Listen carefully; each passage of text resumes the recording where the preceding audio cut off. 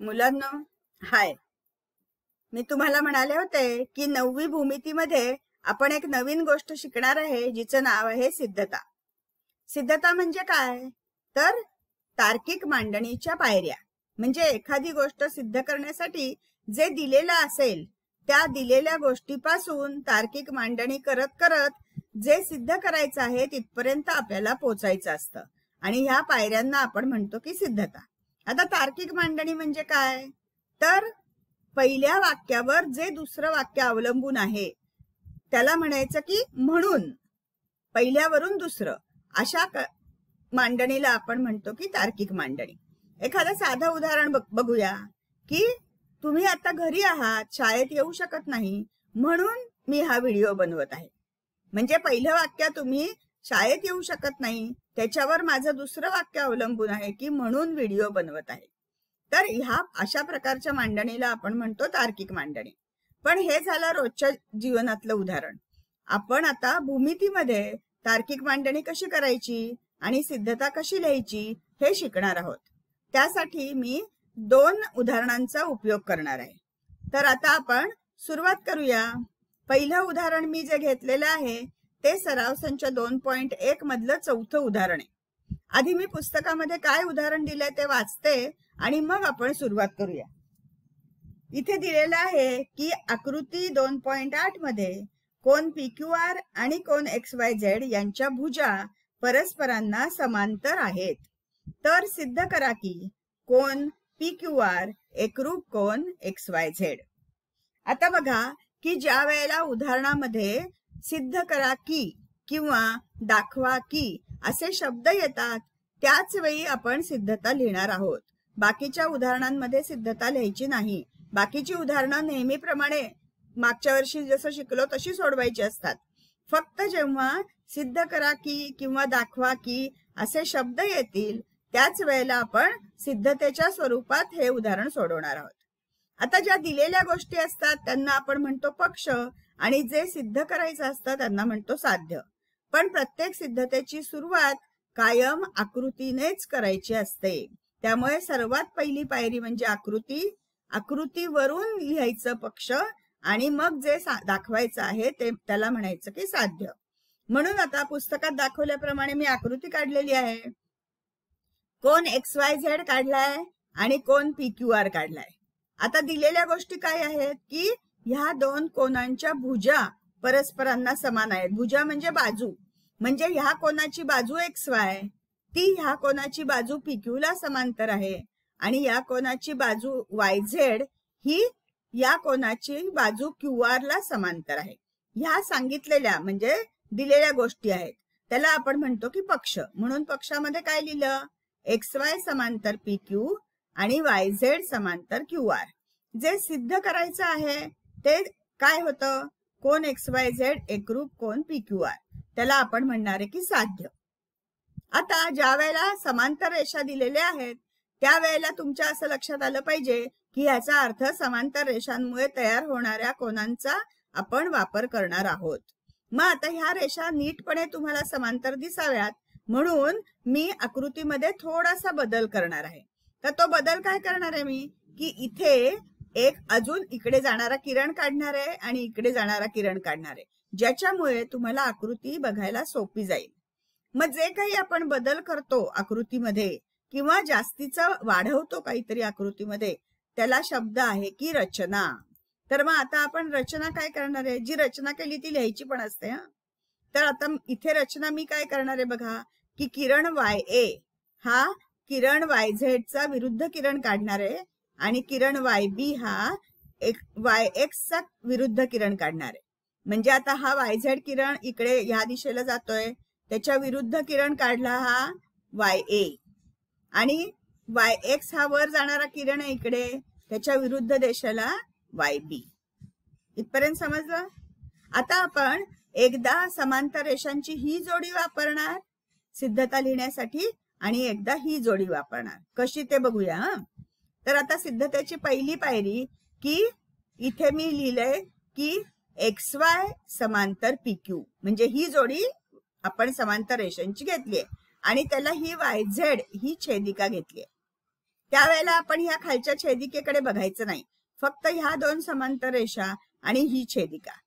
आता त्याच्यामध्ये हा कोन आणि हा कोन बघा, कोणत्या प्रकारचे कोन दिसत आहेत? समांतर रेषेच्या दोन्ही उजवीकडे आहेत आणि छेदिकेच्या दोन्ही वरच्या बाजूला आहेत. म्हणजे ही कोणत्या प्रकारच्या कोनांची जोडी आहे? संगत कोनांची जोडी आहे. आणि संगत कोन एकरूप असतात, म्हणून पुढची पायरी आपण लिहिणार की कोन XYZ एकरूप कोन PAZ. आणि त्याला कारण संगत कोन. कारण लिहिताना असे ठिपके वापरायचे. आणि ही पहिली गोष्ट आपल्याला मिळाली आहे म्हणून मी म्हंटल याला एक. ओके. आता दुसरी जोडी कोणची घेणार आहे आपण? रेषा AZ आणि रेषा QR. ह्या दोन एकमेकींना समांतर रेषा आहेत. आणि आता त्याला मी ही PQ ही छेदिका वापरणार आहे. त्यावेळेला या छेदिकेकडे लक्ष द्यायचं नाही. PQ ही छेदिका घेतली आहे. आता PQ ह्या छेदिकेमध्ये हे जो दोन कोन तयार झालेत ते बघा कसे आहेत. दोन्ही समांतर रेषेच्या वरच्या बाजूला आहेत आणि छेदिकेच्या उजव्या बाजूला आहेत. म्हणजे पुन्हा ही कोणत्या प्रकारच्या कोनांची जोडी आहे? संगत कोनांची जोडी आहे.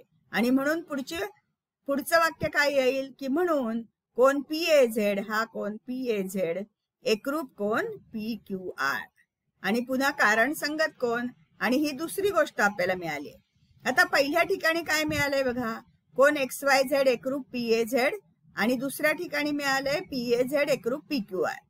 याचा अर्थ काय झाला की हा याला एकरूप आणि हा याला एकरूप, म्हणजे तीनही कोन एकमेकांना एकरूप आहेत. आणि म्हणून आपण काय लिहू शकतो की कोन XYZ एकरूप कोन PQR.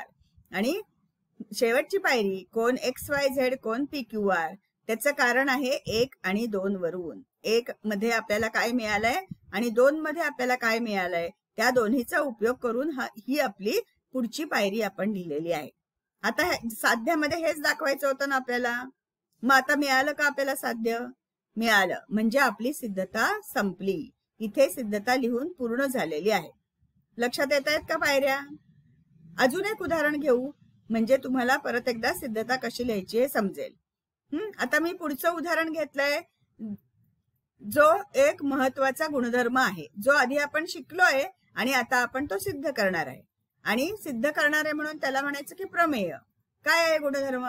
कोणत्याही त्रिकोणाच्या सर्व कोनांच्या मापाची बेरीज 180 अंश असते. तर मग आता हा सिद्ध करण्यासाठी काय काय करायचं? सर्वात पहिली गोष्ट म्हणजे काय की एक त्रिकोण काढायचा. आता ह्या वाक्यामध्ये नावं काहीच दिलेली नाहीयेत, त्यामुळे आपण आपल्या मनाने त्रिकोणाला नावं देऊ शकतो. मग आता मी त्रिकोणाला नाव दिलेलं आहे की ABC. मग पक्षामध्ये काय आहे? फक्त सांगितलंय की एक त्रिकोण आहे, त्रिकोण ABC हा एक कोणताही त्रिकोण आहे, एवढंच सांगितलंय. आणि पुढे काय आहे की त्याच्या सर्व कोनांच्या मापाची बेरीज 180 अंश असते. हे आपल्याला सिद्ध करायचंय. म्हणजे पहिला भाग फक्त कोणताही त्रिकोण एवढंच पक्ष आहे आणि पुढचा भाग मापाची बेरीज 180 अंश असते, हे त्याचं साध्य आहे. मग आता साध्य लिहिताना आपण वाक्य लिहिणार नाही. आपण काय करणार की ह्या आकृतीच्या आधारे आपण साध्य लिहिणार. या आता आकृतीमध्ये त्रिकोणाच्या 3 कोनांची नावं काय काय आहेत? कोन ABC म्हणजे हा कोन, कोन BAC म्हणजे हा कोन आणि कोन ACB म्हणजे हा कोन. असे आतले 3 जे कोन आहेत त्या 3 कोनांची आपण बिंदूंच्या साह्याने 3 बिंदूंच्या साह्याने नावं लिहिलेली आहेत. आणि ह्याची बेरीज 180 अंश असते, हे आपल्याला सिद्ध करायचंय. पक्ष आणि साध्य हे नेहमी आकृतीवरून लिहायचं असतं, कधीही वाक्यामध्ये लिहायचं नाही. आपल्याला आकृती काढायची आणि त्यावरून पक्ष साध्य लिहायचं. आता पुन्हा बघा की ह्याच्यामध्ये आपल्याला काहीतरी बदलावं लागेल किंवा काहीतरी जास्तीचं काढावं लागेल, तर आपल्याला गुणधर्मांचा वापर करता येईल. म्हणजेच आपल्याला रचना करावी लागेल.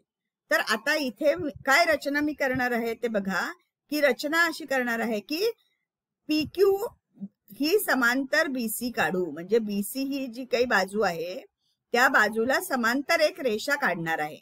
तर त्या रेषेला नाव देणार आहे PQ. तर आता ही एक रेषा काढली की जी BC ला समांतर आहे आणि त्याच्यावर आपण 2 बिंदू घेऊन त्यांना आपण नावं देऊयात P आणि Q.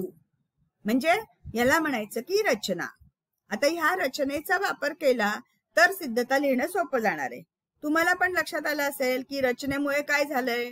रचनेमुळे आता समांतर रेषा तयार झाल्या आणि समांतर रेषा तयार झाल्या की समांतर रेषांचे गुणधर्म आपल्याला वापरता येणार आहेत, त्यातल्या कोनांचे गुणधर्म आपल्याला वापरता येणार आहेत. मग आता सिद्धता कशी लिहायची ते बघूया. आता सिद्धता लिहिताना पहिल्यांदा आपल्याकडे समांतर रेषांची एकच जोडी आहे, त्यामुळे तीच जोडी आपल्याला घ्यायला पाहिजे. फक्त आता बदल काय होणार आहे की छेदिकेचा बदल होणार आहे. रेषा PQ समांतर BC आणि पहिल्यांदा मी घेतलीये छेदिका AC, ही छेदिका घेतलेली आहे. आता ह्या छेदिकेमुळे ह्या दोन समांतर रेषांमध्ये इथे एक आणि इथे एक असे दोन कोन तयार झाले बघा. आठवतायत का हे दोन कोणत्या प्रकारचे कोन आहेत? ज्या वेळेला झेड हे अक्षर सुलट किंवा उलट आपल्याला झेड हे अक्षर मिळतं त्यावेळेला ते कोणत्या प्रकारचे कोन असतात? ते व्युत्क्रम कोन असतात. म्हणजे हे दोन कोन कोणत्या प्रकारचे आहेत? व्युत्क्रम कोन तयार झालेत. आणि व्युत्क्रम कोनांचा गुणधर्म काय की ते दोन कोन एकरूप असतात. आणि म्हणून आपण काय लिहिणार पायरी? कोन QAC एकरूप कोन ACB. म्हणजे हा आणि हा कोन व्युत्क्रम कोन आहेत आणि व्युत्क्रम कोन असल्यामुळे ते एकरूप आहेत. मगासारखंच जे काही आपण गुणधर्म वापरलेला आहे तो इथे लिहायचा ठिपके वापरून की व्युत्क्रम कोन, आणि ही आपल्याला मिळालेली पहिली गोष्ट आहे म्हणून इथं म्हटलं की एक. आता परत आपण समांतर रेषा ह्याच वापरणार आहे, पण छेदिका कोणची वापरणार आहे? AB ही छेदिका. पुढे काय लिहिणार की BC समांतर PQ आणि AB ही छेदिका. कोणची छेदिका वापरली ते लिहायला पाहिजे, त्यावरूनच कोन तयार होतात.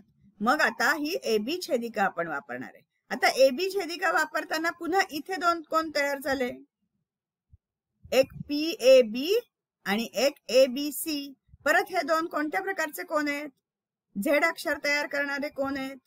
म्हणजे पुन्हा हे व्युत्क्रम कोन आहेत आणि व्युत्क्रम कोन एकरूप, म्हणून पुढची पायरी काय येणार आहे? कोन PAB एकरूप कोन ABC. तेच आपण लिहिलेलं आहे की कोन PAB एकरूप कोन ABC, कारण व्युत्क्रम कोन, आणि इथं आपल्याला ही दुसरी गोष्ट मिळालेली आहे. आता ह्याच्यामध्ये पुढे बघा, पुढे काय आहे की हा कोन आणि हा कोन, हे तिन्ही कोन मिळून किती होत आहेत सांगा बरं? हा कोन त्याच्यामध्ये हा मिळवला आणि त्याच्यामध्ये हा मिळवला तर इथून एवढे असे सगळे कोन तयार होत आहेत, रेषीय कोन. त्यांची बेरीज किती असेल? अर्थातच 180. म्हणजे आपण पुढे म्हणतो आहे की परंतु कोन PAB, कोन BAC आणि कोन QAC म्हणजे हा आणि हा, या तीन कोनांची बेरीज किती आहे? 180 अंश. कारण ते एका रेषेवरचे तीनही कोन आहेत. त्या तीन कोन मिळून एक पूर्ण रेषा अशी तयार होते, म्हणून त्यांची बेरीज 180 आहे. पण आता आपण PAB म्हणजे काय म्हटलोय? PAB हा कोणाशी एकरूप आहे? ABC शी एकरूप आहे. आणि QAC कशाशी एकरूप आहे? हा ACB शी एकरूप आहे. म्हणजे PAB च्या जागी आपल्याला ABC लिहिता येईल आणि QAC च्या जागी आपल्याला ACB लिहिता येईल. आणि म्हणून पुढची पायरी काय येणार आहे?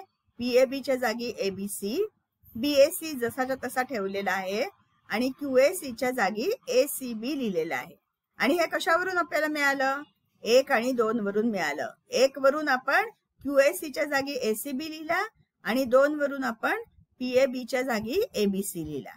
आणि म्हणून शेवटची पायरी आपली आलेली आहे की कोन ABC अधिक कोन BAC अधिक कोन ACB बरोबर 180. म्हणजेच त्रिकोणाच्या 3 अंतरकोनांची बेरीज 180 अंश येते. आणि इथे आपली ही सिद्धता संपलेली आहे. लक्षात येत आहेत का तुमच्या सिद्धतेच्या पायऱ्या? ही तुमची सिद्धता शिकण्याची सुरुवात आहे आणि म्हणून पहिल्यांदा तुम्हाला हे थोडंसं अवघड वाटेल, पण हळूहळू तुमच्या लक्षात येईल की सिद्धता कशी लिहायची असते. ठीक आहे? अच्छा.